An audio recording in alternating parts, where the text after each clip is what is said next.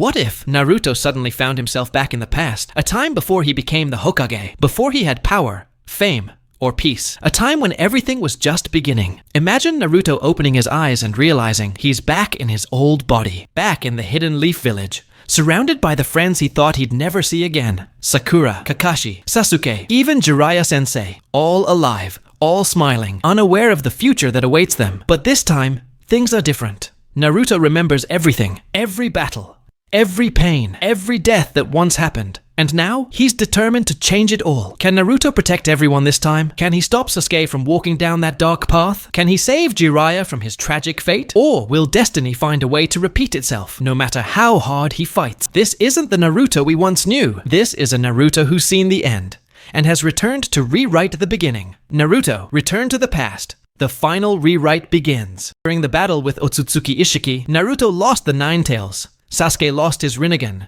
They entrusted the future of the Shinobi world to the new generation, led by Boruto. Luckily, Boruto did not disappoint. After growing stronger, by wielding his Jogan and the inherited power of the Otsutsuki, he surpassed Naruto at his peak, bringing a new era of prosperity to the Shinobi world. But that prosperity was completely obliterated with the arrival of Otsutsuki Urashiki. His overwhelming power was many times greater than Kaguya. The entire Shinobi world united to resist, yet the outcome was devastating. All of Naruto's closest friends died in battle, and Naruto, after fighting to the brink of death, was teleported away by Ino using a forbidden jutsu. When he opened his eyes again, everyone was gone. Only a scorched and ruined ninja world remained. On a nameless island, 100 miles off the land of water, deep inside a dimly lit cave, an elderly white-haired man lay on a stone bed. His life was nearing its end. If not for his bright blue eyes and the 3 whisker marks on each cheek, no one would believe this was the former 7th Hokage, Uzumaki Naruto. Beside him stood an ancient turtle-shaped relic. It was the Otsutsuki clan's time-traveling artifact, Karasuki. It had once been brought by Momoshiki, and after changing hands many times, ended up with Naruto. Just as Naruto was on the edge of death, Karasuki spoke. It asked him, if you could start over, would you seek revenge on the Otsutsuki? Naruto replied that he wouldn't walk the path of vengeance, but if he truly had the chance to live again, he would pay any price to gain the power to stand against those monsters, because only then could he protect the people most precious to him, to sacrifice everything. This wasn't something the Naruto of the past would say, but the naive dreamer he once was.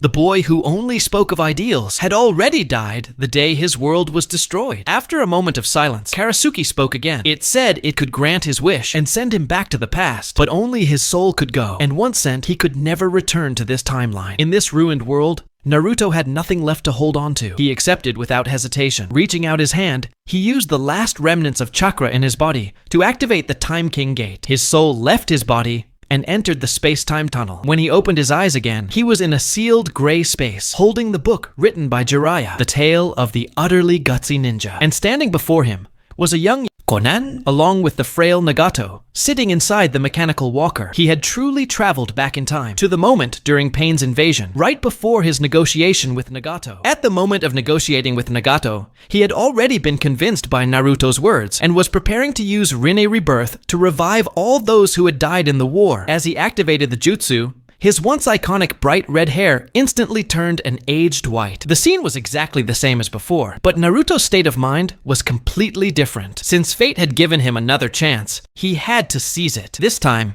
he would make a different choice. Just as Konan was about to take Nagato's body away, Naruto suddenly crushed the summoning toad on his shoulder. What he was about to say could not be heard by anyone else. He told Konan that for the future of the ninja world, he needed to inherit Nagato's Rinnegan. The moment he said this, Konan was completely stunned. In his memory, Naruto would never say such a thing, and naturally, she refused. After being rejected, Naruto immediately activated Sage Mode. He didn't waste any words. From the very beginning of their conversation, he had secretly been gathering natural energy. In Sage Mode, he rushed in front of Konan in an instant. Before Konan could react, Naruto knocked him out with a single punch. He didn't want to hurt him. This was simply the fastest way to avoid a battle. After laying Konan down, Naruto looked toward the direction of Konoha. There lay everything he had once lost. If he turned back now, he could return to everyone's side. But he couldn't. What he was about to do would go against the will of fire that Konoha cherished. Until the time was right, he would bear everything alone. The villagers of Konoha, after the disaster,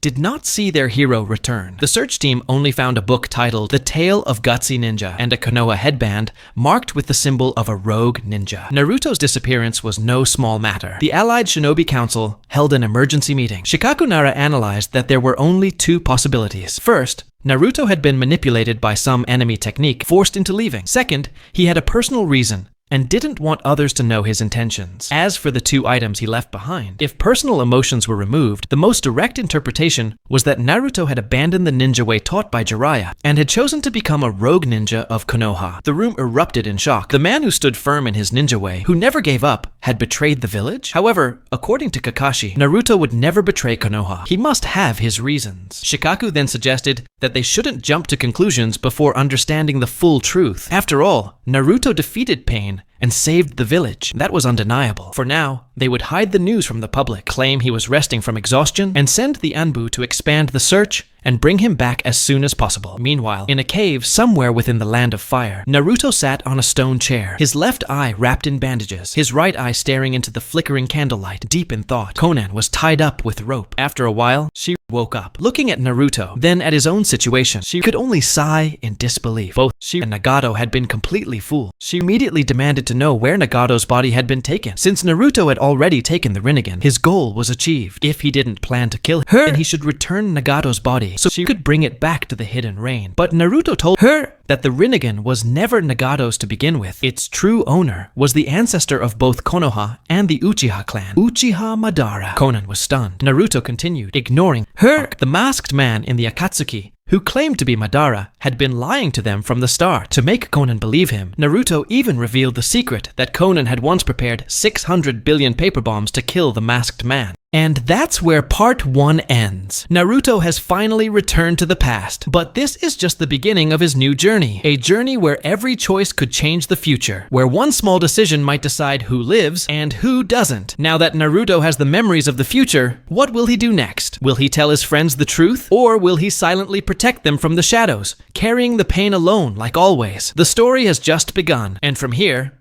things are only going to get more intense. If you enjoyed this episode, make sure to like, comment, and subscribe. This was Naruto, Return to the Past, Part 1. See you in the next part, where the true rewrite begins.